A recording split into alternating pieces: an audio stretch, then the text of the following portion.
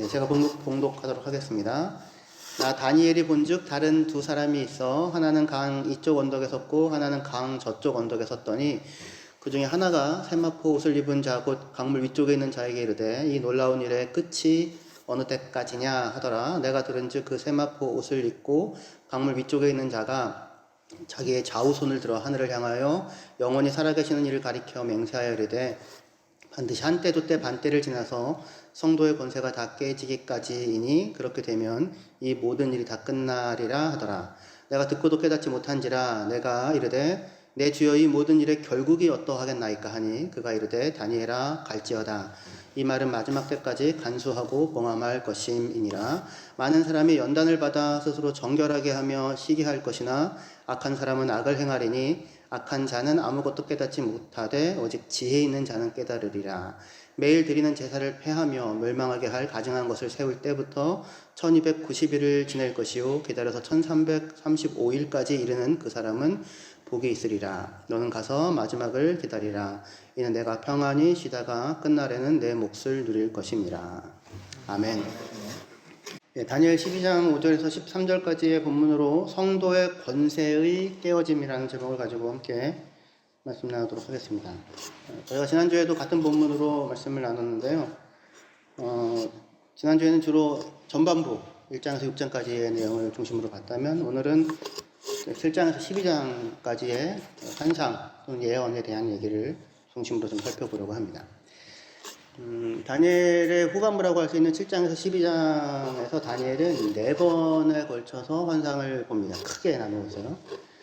그래서 7장은 벨사살 1년, 8장은 벨사살 3년, 9장은 메대왕 다리오 1년, 그리고 10장에서 12장은 페르시아 왕 고레스 3년에 그가 본 환상을 기록하고 있습니다. 그러니까 4번의 환상을 7장부터 나오는데 다니엘은 바벨론 때 포로로 끌려가죠. 그래서 메대 왕 다리오를 지나 고레스 왕에게까지 이르릅니다. 그래서 고레스 3년 때 이제 환상을 보는 내용이 기록되어져 있죠. 다니엘은 바벨론, 메대, 페르시아라는 세 제국을 거치면서 70년의 시간을 이방 땅에서 하나님의 백성으로 살았어요. 그리고 하나가 남아 있다면 이제 4번째 나라가 헬라 제국이라고 할 수 있어요. 그 알렉산더 대왕이 순식간에 전 지역을 점령하는데 알렉산더가 갑자기 죽고, 그죠? 그리고는 그 지역이 4 지역으로 나누어지거든요. 근데 이제 성경의 무대의 중심에는 남쪽의 이집트 지역을 차지하는 프톨레미 왕조와 북쪽의 시리아 지역을 차지하는 셀류키스 왕조로 나누어져요. 어쨌든 여기를 다 헬레니즘 시대라고 들어보셨죠? 그죠? 시기입니다. 로마에 의하여 대치되기까지의. 그래서 다니엘은 세 제국을 지나요. 바벨론 제국, 그 다음 메대, 그리고 페르시아, 그리고 헬라는 아직 다니엘이 경험한 시대는 아니에요. 그런데 이제 다니엘 예언 가운데는 내 신상의 내 구조, 그리고 내 짐승 해서 다 바벨론에서 헬라 시대까지를 4세대로 하여 그의 예언의 활동, 예언의 이야기를 이렇게 전개하고 진술하게 됩니다. 물론 이후에 헬라는 로마로 대치될 수도 있고 예수님이 그렇게 말씀하시기도 하셨고요. 그리고 우리는 오늘날 살아가는 이 시대가 다 말세잖아요. 그러니까 이 온 세상 나라에 대한 이야기라고 할 수 있어요. 그런데 1차적으로 우리는 다니엘의 입장에서 이 이야기를 들어보려고 조금 합니다. 다니엘 자체는 아까 말씀드린 것처럼 한 70년 정도를 외국에서 바벨론, 메데, 페르시아에서 그렇지만 하나님의 백성의 정체성을 가지고 살아왔습니다.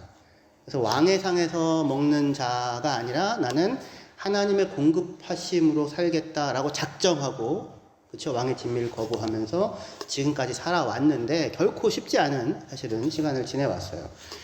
풀무불과 사자굴에 던져진 것 같은 상황 속에서 하지만 언제나 함께 하시는 주님, 언제나 함께 하시네. 어려운 일 당할 때 기쁜 일에도 함께 하셔서 언제나 그 풀무불 곁에도 3사람이 던져져 있는 게 아니라 한 사람, 그렇죠? 하나님과 같아 보이는 사람이 곁에 같이 있잖아요.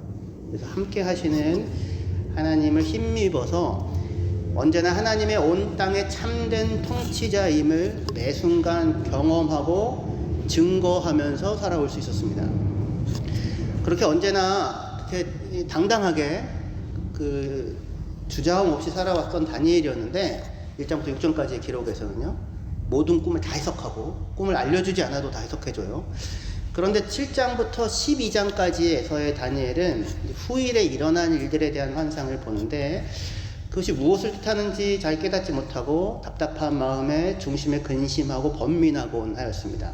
다니엘 7장에도 8장에도 12장에도 9장에도 그렇게 알고자 하는데 알지 못했다, 이해하지 못했다, 깨닫지 못했다, 번민했다 이렇게 얘기를 해요. 지나고 나서 보면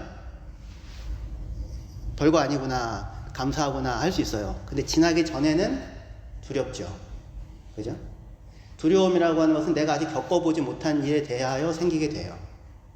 근데 막상 겪어보면 해볼만 해요. 그렇지 않습니까? 독일 처음에 나오겠다고 하니까 기대와 더불어 두려움은 없었나요? 한 번도 가보지 않은 길에 대해서 두려움이 당연히 있을 수 있어요. 그런데 지나고 보면 할만했다, 감사하다 이렇게 되잖아요. 겪어냈으니까. 우리는 다니엘이 1차적으로 예언하는 시대를 지나왔어요. 신약 성도니까. 물론 우리에게도 이게 여전히 우리에게 던져주는 메시지가 당연히 있지만, 하지만 다니엘은 아직 겪기 전에 앞날에 대한 이야기이기 때문에 당연히 두려움이 있습니다. 그리고 그가 본 환상에 대한 내용들이 성도들이 겪게 되어질 어려움들에 대한 이야기들도 같이 포함되어 있기 때문에 번민하고 두려워했었어요. 그런데 그 내용을 천사가 와서 설명을 해주고 알려주기도 하고 이렇게 하여서 오늘 우리에게까지 전해지고 동일한 믿음에 굳게 서서 걱정하지 말고 나아가라 라고 하는 말씀을 전해주고 있습니다. 사실은 이 다니엘에 나오는 이 4번에 걸친 다니엘이 보게 된 환상은 4가지 서로 다른 사건에 대한 이야기가 아니고요. 하나의 국면, 하나의 모습에 대한 4가지 변주라고 할 수 있어요. 하나의 사건에 대한 4가지 변주라고 할 수 있어요. 그것을 이해하는 게 되게 중요해요. 요한계시록에도 동일하게 7가지 대접, 7인, 7나팔 등등 나오잖아요. 그렇게 쭉 펼쳐져 있지만 사실은 하나의 동일한 사건에 대한 다양한 변주라고 할 수 있어요. 예언이 그렇게 항상 이루어져요. 여기에서도 마찬가지예요. 사실은 하나의 사건에 대한 4가지 변주라고 할 수 있는데 그 변주를 통하여 우리가 확인하는 것은, 공통적으로 확인하는 것은 딱 이 2가지 모습입니다. 뭐냐면 세상 나라의 무도함, 힘을 추구하고 폭력으로 행하며 결국에는 황폐하게 만드는 것 말고는 다른 것을 할 줄 모르는 세상 나라의 무도함과 그 속에서 살아가는 성도들의 모습을 보여줘요. 그것이 4가지 환상에서 동일하게 우리가 만나게 되어지는 모습입니다. 7장에 보시면 7장에 보시면 그 때와 법을 고치려고 하는 넷째 짐승의 한 뿔에 대한 얘기가 나와요. 때와 법을 고치려고 하는. 그리고 8장에 보시면 이 반역자들이 가득한 마지막 때에 매일 드리는 제사를 폐하려고 하는 자가 소개돼요. 9장에서도 제사와 예물을 금하고 성과 성소를 파괴하는, 황폐하게 하는 자가 등장하고, 그리고 10장에서 12장, 사실 이제 11장일 텐데, 매일 드리는 제사를 파하고 멸망에 가증한 것을 성소에 세우는 자가 등장해요. 그 4가지, 이 7장, 8장, 9장, 11장에 걸쳐서 4번의 다양한 다른 모습의 환상을 보여주지만, 결국에는 다 어디에 집중이 되냐면 다 넷째 짐승 또는 넷째 마지막에 오는 그 나라의 한 왕, 한 통치자에게 집중이 되는데, 꼭 통치자라기보다도 그냥 한 나라의 모습을 나타내는 거예요. 근데 이제 이 존재가 뭘 하려고 하냐면 7장에서는 때와 법을 고치려고 해요. 그리고 8장에서도 매일 드리는 제사를 폐하려고 하고, 9장에서 제사와 예물을 금하고 성과 성소를 황폐하게 하고 11장에서도 매일 드리는 제사를 폐해요. 그러니까 다들 뭐예요? 똑같은 일을 하죠. 그죠? 매일 드리는 제사를 폐하고 황폐하게 하는 일을 진행하는 존재예요. 다른 것을 하는 것처럼 보이지만 7장에서는 짐승의 모습으로 나타나서 네 짐승 가운데 처음에는 사자, 곰, 그 다음에 표범, 그리고는 넷째 짐승인데 딱히 어떤 짐승 동물로 표현되는 게 아니라 극히 강한 모습으로 나타나지만 결국은 이 존재가 와서 하려고 하는 거는 때와 법을 고치려고 합니다. 자기 마음대로. 그래서 새로운 절기를 정하려고 하거나 새로운 기준을 부과하려고 하거나 이렇게 하게 돼요. 8장에서는 매일 드리는 제사를 폐하게 되고 하나님께 예배하는 것을 폐하게 하고, 그리고 9장에서도 제사와 예물을 금하고 10장에서도 매일 드리는 제사를 폐해요. 그러니까 똑같은 사건을 반복하죠. 그죠? 그러면 이 네 가지 내용에서 예언하는 그 구체적인 대상은 다니엘은 몰랐어요. 다니엘은 그 고레스 왕 시대 때 페르시아 때 살았으니까 도대체 이게 이 네 가지 예언 전체가 가리키는 이 한 대상이 누구를 가르치는지 이해할 수가 없겠지만 시대를 다 지나왔잖아요. 그러니까 시대를 지내온 사람으로서 우리가 볼 때 이 한 인물이 공통적으로 가리키는 것은, 내 예언이 공통적으로 가리키는 것은 아마도 안티오쿠스 에피파네스라고 불려지는 안티오쿠스 4세라고 하는 사람에 대한 이야기로 1차적으로 읽을 수 있어요. 왜 그러냐면 다니엘 11장에 보면 북방왕과 남방왕, 그러니까 프톨레미와 이쪽 셀리쿠스 왕조 사이에 오래된 그 왕들끼리 서로 이렇게 치고받고 뭐 공주도 보내고 뭐 계략도 꾸미고 뭐 이런 얘기들이 나오거든요. 자세한 얘기가. 근데 이 이야기를 그냥 읽으면 여러분 무슨 얘기인지 전혀 몰라요. 근데 역사적인 실제로 일어난 사건들을 도표로 옆에다 같이 해놓고 이거는 누구를 가리키고 이건 누구를 가리키고 이 사건은 뭘 가리킨다라고 이렇게 대비해 보면 정확하게 일치해요. 실제로 일어난 역사적인 사건과. 거기 클레오파트라도 나오고요. 근데 우리가 알고 있는 유명한 그 클레오파트라 말고요. 이름만 같은 공주가 나오고 북방 하여튼 서로 저기 결혼 동맹하고 그래서 세력을 얻으려고 했는데 잘 안 됐고 이 공주를 보내가지고 이쪽을 닳고 살면서 자기가 취하려고 했는데 공주가 그만 그 나라 왕을 사랑해버리고 뭐 이런 그런 얘기들 역사로 보면은 실제로 일어난, 그런데 성경에도 그대로 그 얘기가 기록이 되어져 있어서 11장의 내용을 역사와 같이 나란히 놓고 보면 쭉 따라올 수 있어요. 너무나도 정확하게. 거기에 로마 장군도 등장하고 뭐 이렇게 되거든요.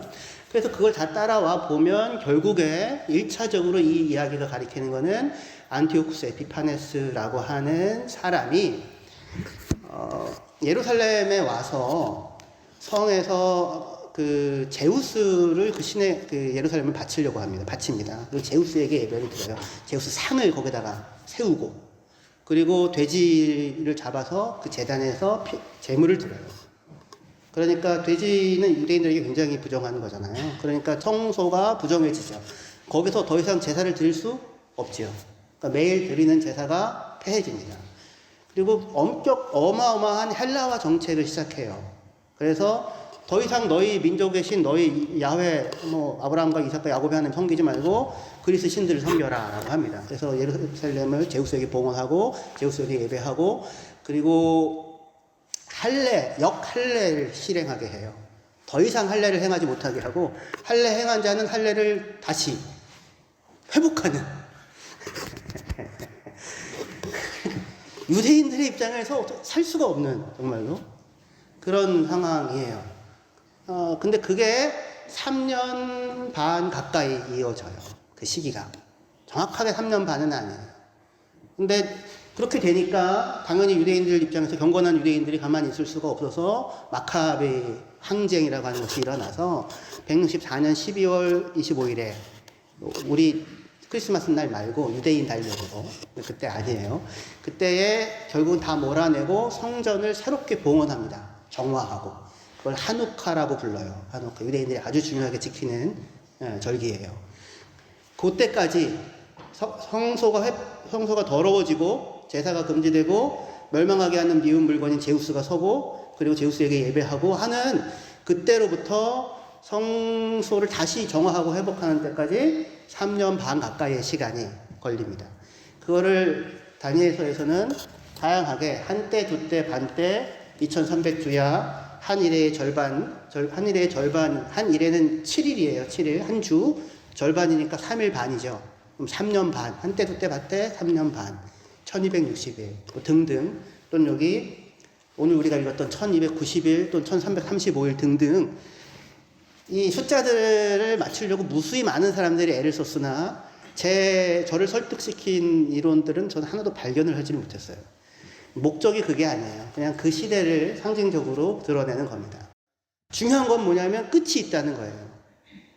일정하게 정해진 기간이라고 하는 것이고, 그리고 내내가 아니라 중간에 어떤 기간 동안에 성도들이 어려운 일들을 겪게 될 것이다. 근데 실제로 이런 사건이 3년 반 가까이 안티오쿠스 에피파네스에서 일어났어요. 그러니까 다니엘서는 예언으로 보면 1차적으로 거기에서 이루어진 것으로 이해할 수 있어요. 그러면 1차적으로 거기에서 이루어진 것을 이해하면 더 이상 우리는 성경을 다니엘은 안 봐도 되겠네요? 이미 끝났으니까? 그렇지 않아요. 그렇지 않고 예수님이 근데 이 이야기를 예루살렘 성전의 멸망, 예수님 십자가에 죽으시고 부활하시고 AD 70년에 로마에 의하여 성전이 다 멸망하잖아요. 통곡의 병만 남겨놓고. 근데 그 사건에서 이루어질 것으로 다시 말씀을 하세요. 예수님이. 그렇다는 얘기는 이것은 앞으로도 또 우리에게 하고자 하는 말이 있다는 거죠. 그쵸? 그래서 이 많은 사람들이 이거를 뭐 70일에 해가지고 이렇게 뭐 시간에 대해서 많이 얘기를 하는데 이 자세한 얘기는 요한계시록 어떻게 읽을 것인가 해서 제가 자세하게 해드릴 거예요. 알겠죠? 네. 결론은 뭐냐면 아무도 이것에 대해서 그걸 숫자를 따져가지고 연도를 맞추려고 하는 시도는 어리석은 거다라고 하는 겁니다. 그런 얘기 하시는 분들이 있으면 이렇게 가까이 하지 마십시오. 때를 찾으려고 하는 사람들. 예수님 뭐라고 하셨어요? 마지막 때에 대한 것은 누구의 권한이다? 하나님의 권한이다. 그렇죠? 그러니까 하나님에게 맡겨놓고 중요한 건 뭐냐면 이 말씀을 통하여 환상이나 예언을 통하여 이 다니엘이 자기 시대와 당장 올 시대, 예수님 살던 시대, 신약 성도 시대 그리고 우리들 오늘을 살아가는 우리들에게 도대체 무슨 이야기를 하나님의 말씀으로서 들려주려고 하는가라고 하는 것을 듣는 것이 가장 중요할 거예요. 자, 다시 한번 이거 여기 다시 보시면 공통된 특징이 자세히 주의 깊게 읽어보면 누구도 놓칠 수 없는 얘기예요. 때와 법을 고치려고 하는 한 존재가 있고 그리고 매일 드리는 제사를 폐하려고 하고 제사와 예물을 금하고 매일 드리는 제사를 폐하게 하고 다 같은 사건에 대한 4가지 다양한 변주를 하고 있는 가운데 무엇을 들려주고 싶은 거냐면 세상 나라의 본질이 무엇인지를 보여주고 그 속에서 성도들은 하나님을 믿는 하나님 나라 백성인 성도들, 세상 나라와 하나님 나라에 속한 성도들은 어떻게 살아가게 되는가, 무엇이 다른가, 하나님은 이 속에서 무엇을 하려고 하나 라고 하는 것을 우리가 들을 수 있어요. 자, 다니엘 7장 25절부터 보시면 그가 장차 지극히 높으신 이를 말로 대적하며 또 지극히 높으신 이의 성도를 괴롭게 할 것이며 또 그가 또 때와 법을 고치고자 할 것이며 성도들은 그의 손에 붙임바 되어 한 때와 두 때와 반 때를 지내리라. 그러나 심판이 시작되면 그는 권세를 빼앗기고 완전히 멸망할 것이요 나라와 권세와 온 천하 나라들의 위세가 지극히 높으신 이의 거룩한 백성에게 붙임바 되리니 그의 나라는 영원한 나라이라. 모든 권세에 있는 자들이 다 그를 섬기며 복종하리라. 아멘. 이거 어려운 얘기 아니죠? 그렇죠? 이 한 존재가 그러니까 이 넷째 짐승이라고 합시다. 넷째 짐승에 속한 한 뿔이 하나님을 말로 대적하고요. 성도를 괴롭게 해요. 그리고 때와 법을 막 자기 마음대로 고치려고 합니다. 그런데 그리고 성도들은 그의 손에 붙임바 돼서 그러니까 그의 권세 아래 붙임바 돼가지고는 한때 두때 반때 일정한 시간을 지나게 돼요.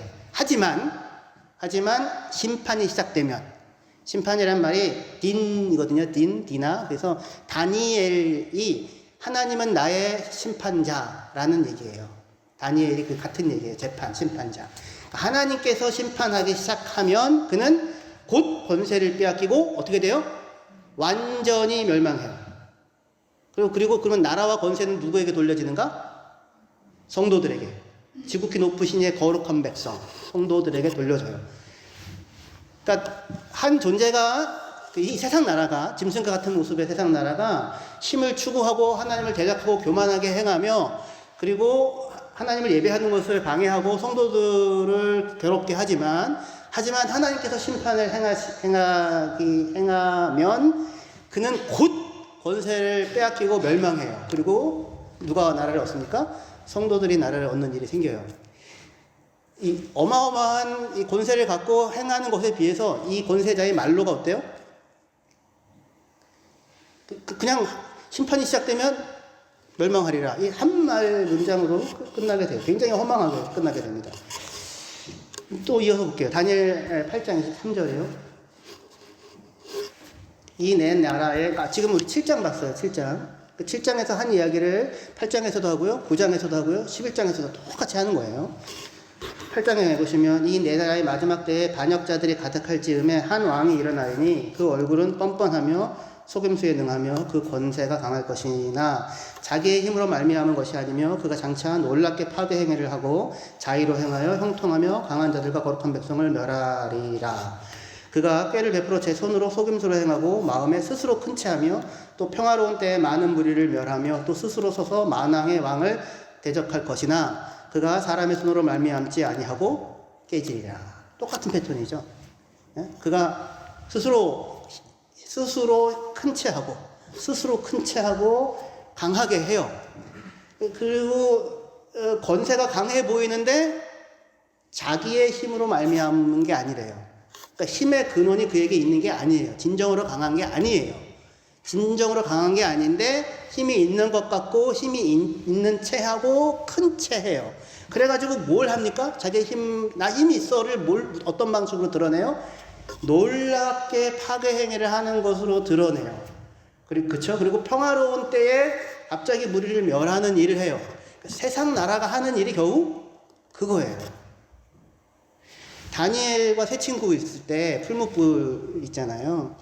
왕의 신상에 절하라 했더니 사드락과 미사가 아벳노고가 나는 왕에게 절하지 않겠습니다. 왕의 상에서 먹지 않겠습니다. 이거죠. 나는 하나님만 섬기겠습니다. 그러자 이 왕이 느부갓네살이 자기에게 자기의 권세에 절하게 하려고 자기의 힘에게 절하게 하려고 할 수 있는 일이 뭐가 있습니까? 풀무불을 7배나 강하게 해라. 안 그러면 그거밖에 할 게 없어요. 할 수가 없어요. 나에게 절하지 않아? 그럼 내가 더 큰 힘으로 너를 뭉개버릴 거야. 근데 지금 이 사람들은 너는 하나님이 아니거든. 넌 아무것도 아니거든. 우리는 하나님에게만 경배할 거야. 근데 세상이 할 수 있는 일은 뭐밖에 없어요? 힘으로 협박하고 위협해서 망하게 하는 것 말고는 할 수 있는 방법이 없어요. 그런데 하나님은요, 그게 아니고 풀무불 곁에 같이 계시죠. 그 속에. 그들을 돌보시고 함께 하시고 그들을 위하여 고난을 당하시고 그들을 대신하여 고난을 당하시고 그죠? 그리하여 그들을 살리시는 생명을 주시는 일을 하심으로 온 마음으로 기꺼이 하나님께 경배하는 일을 하죠. 여기가 진정한 힘이죠. 진정한 강함이고 이게 하나님의 나라예요. 예수님의 모습이고. 그런데 세상 나라는 지금 이 나라는 큰 힘이 있는 채하고 스스로 큰 채하지만 자기 안에 힘이 있는 게 아닙니다. 그리고는 무너져요. 그 25절 마지막이죠. 사람의 손으로 말미암지 않고 깨지리라. 건드리지도 않았는데 스스로 무너지리라. 그거예요. 이게 세상 나라의 모습이에요. 지금까지 늘 역사 속에서 반복되어져 왔었던 일입니다. 세상의 권세라고 하는 것들이. 또 볼게요. 다니엘서 11장, 그러니까 7장 받고 8장 받고 11장 봅시다. 11장 37절에 그가 모든 것보다 스스로 크다 하고 그 크기에 대한 이 욕망이 너무 커요. 스스로 큰 채하고 모든 것보다 커야 하고 스스로 모든 것보다 스스로 크다 하고 그의 조상들의 신들과 여자들이 흠모하는 것을 돌아보지 아니하며 어떤 신도 돌아보지 아니하고 그 대신에 강한 신을 공경할 것이요. 강한 신을 공경한다는 게 뭐냐면 힘을 강한 자를 섬기는 거예요. 강한 것을. 요새의 신을 섬긴다라고 얘기하는데 힘을 숭생하는 겁니다. 힘을 자기의 신으로. 그리고 또 조상들이 알지 못하는 신에게 금은 보석과 보물을 들여 공경할 것이며 그는 이방신이라기보다는 다른 신을 힘입어 크게 견고한 산성들을 점령할 것이요 무릇 그를 안다 하는 자에게 영광을 더하여 여러 백성을 다스리기도 하며 그에게 뇌물을 받고 땅을 나눠주기도 하리라.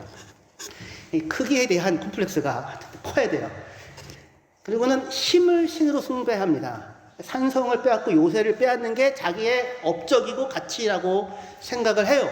근데 자기 안에 참으로 힘의 근원이 있는 게 아니기 때문에 39절 하반절에 보시면 무릇 그를 안다, 자기를 인정해주는 자에게 보상을 해줘요.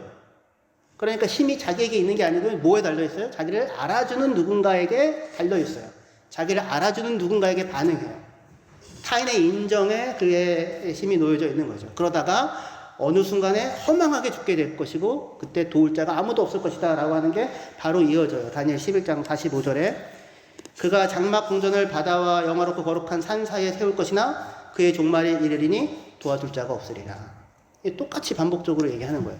그러니까 7장이든 8장이든 9장이든 11장이든 간에 다 여기 짐승 세상 나라를 대표하는 이 나라는 힘을 추구하고 큰 체하고 그리고 그 힘으로 폭력과 황폐함을 만들어내는 것이 전부인데 근데 그 속에 성도들이 그들에 의하여 붙잡힘을 당해서 마치 그에게 좌우되는 것 같이 고난을 당하고 어려운 일들을 겪게 돼요. 하지만 이 힘들은 어떻게 돼요? 말로가 그냥 한순간에 무너져 내립니다. 너무나도 어망하게. 그 곡과 마곡의 아마겟돈 전쟁이라고 얘기하잖아요. 다 모여 오는데 어린 양으로 말미암아 한순간에 사라져 버려요. 세상의 권세라고 하는 것이 아무것도 아닌 거예요. 힘이 아닌 거예요. 참된 것이 아닌 거예요. 그럼 그 속에서 이 세상 나라 속에서 하나님의 백성들은 근데 어떤 모습을 갖게 되냐면 다니엘 11장 33절이요. 이어지는 부분입니다. 백성 중에 지혜로운 자들이 많은 사람을 가르칠 것이나 그들이 칼날과 붓꽃과 사로잡힘과 약탈을 당하여 여러 날 동안 몰락하리라. 그러니까 여기 몰락하리라는 말은 그냥 넘어진다라는 말인데 뭐에 넘어지냐면 칼날에 쓰러지고 불꽃에 쓰러지고 사로잡힘에 쓰러지고 약탈을 당하는 것으로 쓰러지게 돼요. 누가? 지혜로운 자들이. 여기서 지혜로운 자들은 성도예요. 하나님의 백성들. 예. 그러니까 이 세상 나라 왕들의 무도한 통치로 말미암아 그 무도한 통치 가운데 쓰러지는 사람들은 다만 성도들만은 아니겠으나 무수한 많은 희생자들을 낳았겠지요. 하지만 성도들도 동일하게 칼날과 불꽃과 사로잡힘과 약탈을 당하게 돼요. 다니엘이나 친구들의 모습이 어른거리죠. 그죠? 풀무불에 던져지기도 하고 포로로 지금 끌려와 잡혀 있고 사자굴에 던져지기도 하는 그런 모습을 우리가 생각해 볼 수 있어요. 그런데 이렇게 지금 환난 또는 고난, 어려움, 쓰러짐, 위험한 상황 등등을 겪게 되어지는 그 일은 도대체 하나님은 왜 성도들에게 그런 상황을 허락하는가? 세상 나라의 이 권세가 강한데 한순간에 무너져 내리는 거라면 하나님 왜 그걸 그냥 내버려 두는가? 도대체 이 시간은 왜 필요한가? 이렇게 생각할 수 있겠죠. 그럼 이 시간은 무슨 시간이냐면 다니엘 11장 35절이요. 또 그들 중에 지혜로운 자 몇 사람이 몰락하여 쓰러지고 무너지고 무리 중에서 연단을 받아 정결하게 되며 희게 되어 마지막 때까지 이르게 하리니 이는 아직 정한 기한이 남았습니다. 그러니까 지금 이 지혜로운 자들, 성도들, 하나님 나라의 백성들이 이때에 이렇게 칼이나 불이나 이런 환난이나 사로잡힘이나 이런 것들로 말미암아 어려움을 당하게 되는데 그런데 이 기간은 다만 어려움을 당하는 기간이 아니라 무슨 기간이래요? 성도들에게 이것이 연단을 받아 정결하게 되고 희게 되는 기간이래요. 그러니까 연단을 받고 정결하게 되고 희게 되어지는 기간이 이 시간인 거예요. 우리들이 살아가는 이 세상에서의 시간. 다시 물을게요. 하나님의 목적은 이 짐승 같은 나라를 멸망시키는 게 목적입니까? 그건 아니에요. 그건 하나님이 이렇게 일어서면은 손을 대지도 않아도 무너져 내리는 거예요. 엄청나게 강하고 힘이 있어 보이는데 아무것도 아니다. 그거예요. 그죠? 근데 그런 세상 세력을 그냥 내버려 두고 있는 무도한 세력을 내버려 두는 이유는 뭡니까? 하나님의 역사를 움직이는, 운행하는 목적이 성도들에게 있는 거죠. 성도들에게 있어서 이 시간은 연단의 시간이고 정결하게 되어지는 시간이고 희어지게 되어지는 시간이기 때문에 그래요.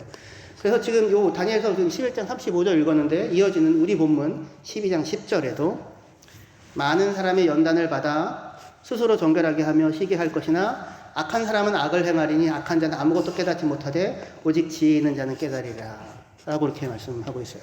그러니까 이 시간은 지혜 있는 사람들에게는 하나님의 성도들에게는 연단을 받고 정결하게 되고 희게 되어지는 시간이라고 그렇게 이야기를 하고 있는 거예요.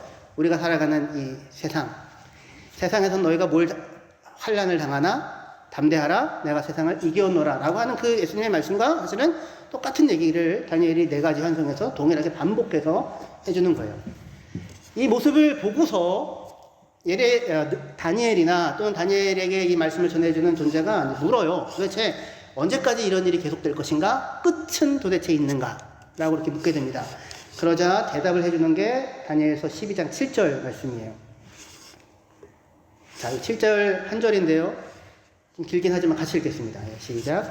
내가 들은즉 그 세마포 옷을 입고 사회가 자기의 좌우손을 들어 하늘을 향하여 영원히 살아계시는 이를 가리켜 맹세하여 이르되 반드시 한때 그때 반때를 지나서 성도의 권세가 다 깨지기까지이니 그렇게 되면 이 모든 일이 다 끝나리라.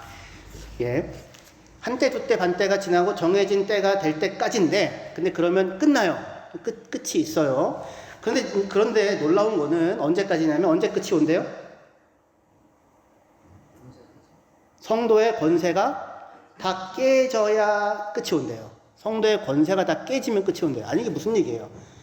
우리가 기대하는 건 성도의 권세가 깨지는 게 아니라 세상의 권세가 깨지면 끝이 오리라 이렇게 돼야 될 거 아니에요? 그렇지 않아요? 근데 세상의 권세가 깨지는 건 하나님한테는 문제가 아니에요. 세상의 권세는 그냥 내버려둬도 무너져요. 아무것도 아니에요. 순식간에 멸망당해요. 허망하게. 왜냐면 아무것도 아니니까. 속에 텅 비어져 있으니까. 아무것도 아니니까. 근데 하나님이 역사를 움직이는 목표가 뭡니까? 이 과정이 무슨 과정이에요? 성도의 권세를 깨는 과정이에요. 이게 도대체 무슨 얘기예요? 근데 여기 권세라고 하는 표현이 사실은 히브리어로는 야드라고 해서 손이에요. 손의 손이라고 하는 게 오른손, 이게 힘에 대한 상징이 되잖아요. 그렇죠? 그래서 성도들이 다니엘 7장에 그 넷째 짐승이 한 뿔에 손에 붙여져요. 그래서 그 사람이 좌우할 수 있는 것처럼 막 합니다. 그런데 그의 손에 성도들의 운명이 좌우되겠습니까? 맡겨지겠습니까? 아니죠. 누구의 손에? 하나님의 손에, 그죠? 하나님의 손에 맡겨져 있을 거예요, 분명히. 그런데 이 시간이 정화의 시간, 연단의 시간, 단련의 시간, 희게 하는 시간인데, 그죠? 근데 그 시간을 뭘로 표현하냐면, 성도들의 손에 깨어짐이 이루어질 때, 성도들의 손이 산산이 부서질 때까지. 아니, 왜 우리는 힘이 있으면 안 되는 겁니까? 우리는 좀 손에 힘을 가지면 안 돼요? 그거 하지 말라는 겁니다. 그거 하지 말라고. 그건 세상 나라가 하는 거라고. 성도들은 자기 손의 힘으로 살지 않아요. 자기 손에 움켜쥐는 것으로 살지 않습니다. 누구의 힘으로 살아요? 하나님의 힘으로. 하나님의 손의 힘으로. 왕의 상에서가 아니라 하나님의 공급하심으로. 하나님의 돌보심으로. 그래서 성도들의 손이 하는 것은 자기의 손의 힘을 의지하는 게 아니라 하나님의 손의 힘을 의지하는 것이 하나이고, 근데 이 일이 반복해서 우리가 계속해서 내 손의 힘을 의지하고 더 크게 하려고 하고 애를 쓰는 게 우리들에게 여전히 있잖아요. 그죠? 그게 정화예요. 그것을 놓는 과정이에요. 하나님의 크신 손을 의지하여 살게 하며 동시에 이 손이 하는 일 또 하나가 있어요. 성도들의 힘이. 다니엘의 손이라고 하는 말이 14번 나와요. 그런데 그 중에 제가 제 눈에 드는 아주 중요한 장면은 다니엘이 환상을 보고서 뭔지 몰라가지고 괴로워하고 근심합니다. 그래서 힘이 약해지고 얼굴이 흑빛으로 변하고 지쳐 있는데 하나님이 보낸 천사가 가브리엘이 그의 손을 내밀어 다니엘을 만져줘요. 어루만져줘요. 그리고 그 어루만져주자 그가 힘을 얻습니다. 그러니까 이 손은 자기 손에 힘을 가지려고 하는 손이에요. 자기 손에 권력을 가지려고 하는 손이에요. 그 손으로 누군가를 무너뜨리고 황폐하게 하는 손입니까? 그게 아니라 하나님의 돕는 손이 되어 누군가를 어루만져 주어 그를 강하게 하고 그를 세워주는 손이죠. 그죠? 하나님의 천사가 두 손을 들고 하늘을 향하여 기도를 합니다. 맹세를 하죠. 반드시 이렇게 이루어질 것이라고. 하나님이 뜻하신 대로 이 일이 이 땅에 이루어져야 할 것입니다. 라고 빈손을 들고 하늘을 향하여 손을 드는 것. 이것이 하나의 성도들의 손이고, 또 하나 성도들의 손은 여러분들 곁에 있는 사람들을 낙심하고 얼굴이 흙빛으로 변해 있는 사람들을 어루만져 주어서 그들을 살리는 것. 그것이 지금 하나님의 나라가 우리 가운데 행하는 일입니다. 예수께서 못자국난 손으로 행하신 일이죠. 거기가 힘이고 거기가 권세입니다. 지도 마지막으로 볼게요.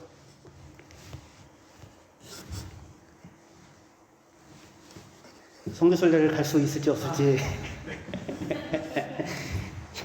그 땅 자체가 거룩한 땅, 성지는 아니고요. 거룩한 땅은 저와 여러분들이 밟는 여기가 성지입니다. 하나님의 백성, 거룩한 하나님의 백성이 있는 여기가 성지예요. 저기는 성경의 땅, 성경의 땅. 성경의 땅, 성경을 알기 위해서, 생생하게 알기 위해서 필요한 땅. 여기가 성지입니다. 그런데 저쪽은 바벨론이고요. 이쪽은 이집트예요. 저기 바벨론에 안티오쿠스 에피파네스가 있고, 강한, 커 보이는 인간들이 살고, 밑에 이집트가 있어요. 근데 하나님은 아브라함을 바벨론 제국에서 건져내시고요. 불러내셔서 어디로 데려오십니까? 가나안에 넣으시고, 그 다음에 하나님의 백성, 이스라엘 백성을 이집트에서 건져내서 어디로 데리고 오세요? 가나안에 데리고 넣으시죠. 가나안에 살게 하세요. 거기가 하나님 백성들의 삶의 공간이에요. 거기가 젖과 꿀이 흐르는 땅이에요. 그런데 가나안은 제국을 꿈꿀 수가 없는 땅입니다. 제국은 바벨론과 티그리스 유프라테스 강이 있고 이집트 나일 강에 있는 거기나 제국을 꿈꿀 수 있는 곳이에요. 거기에서 손에 힘을 가지고 있는 자들은 더 위에 올라가서 더 많이 가지려고 하고 더 많이 가지려고 하고 끊임없이 결국에는 황폐하게 하고 파괴하다가 한순간에 무너져 내리는 일이 반복되는 거예요. 벨사살 자기 그냥 교만에 빠져가지고 하나님의 전에 기물로 술 먹고 잔치하다가 그날 죽잖아요. 한순간에 지금 무너져 내립니다. 그런데 하나님의 백성들 어디다 놓으세요? 하나님이? 가나안 땅에. 하늘에서 비가 오지 않으면 살 수 없는 땅에. 하나님을 의지하지 않고는 빈손을 들어 하나님을 향하지 않고는 살 수 없는 그 땅에. 내 손의 힘으로 내가 촉적한 것으로 살 수 있는 방법이 없는 땅에 오직 하나님만을 의지하고 하나님만을 찾고 하나님만을 부르며 그의 힘을 의지하면서만 살아갈 수 있는 그 땅에 놓으십니다. 제국을 꿈꾸지 마십시오. 그거는 아예 성도의 나라가 아닙니다. 하나님의 손을 의지하여 인도하시는 하나님의 손을 의지하여 불불불에 던져져도 그 옆에 계시는 하나님을 의지하여 손을 들고 빈손으로 하나님을 의지하시고, 그리고 곁에 빈손 들고 있는 사람들 같이 어루만지셔서 그들을 세우시는, 그 일을 위해서 십자가를 지시는, 환난의 마지막까지 끝까지 가시는, 그리고 무력하게 죽는, 그런데 하나님이 다시 살리시는, 다 무력하게 죽으시라는 얘기가 아니라 믿음으로 나를 죽음에 넘겨주는 일을 해야, 내가 죽어야 뭐가 살아요? 하나님이 그 안에서 우리를 살리십니다. 근데 아무도 안 죽겠다고 끝까지 내가 힘을 갖겠다고 하느라고 결국은 다른 누군가를 죽이는 게 세상이잖아요. 근데 하나님은 그 길이 아니라 손의 권세를 파괴하시고 당신의 손에 힘을 의지하게 하시고 성도들의 손의 권세를 파괴하시고 당신의 손을 의지하게 하셔서 이 땅을 살아가게 하십니다. 그게 연단이며 그게 쉬게 하는 길임을 기억하시고, 혼자서 힘들면 저도 좀 쫄립니다. 손 놓기가. 그러니까 옆에 계신 분들이 같이 잡아주시고, 하나님이 당신을 붙잡고 있다는 사실을 들려주셔서 쫄지 말고, 이 땅에서 풀무불 따위에 쫄지 말고, 사자굴 따위에 쫄지 말고, 왕의 상에서 나오는 것에 목줄이 달려있다고 생각하지 말고, 하나님의 손이 나를 붙잡아 세상 많은 사람들을 복되게 하는 손이 나임을, 궁상맞게 살지 않았고요. 복되게 하는 자로 다니엘이 살았으니 그것이 나임을 기억하고 담대하게 살아나가시는 저와 여러분들 되시기를 주의 이름으로 축원합니다. 기도하시겠습니다.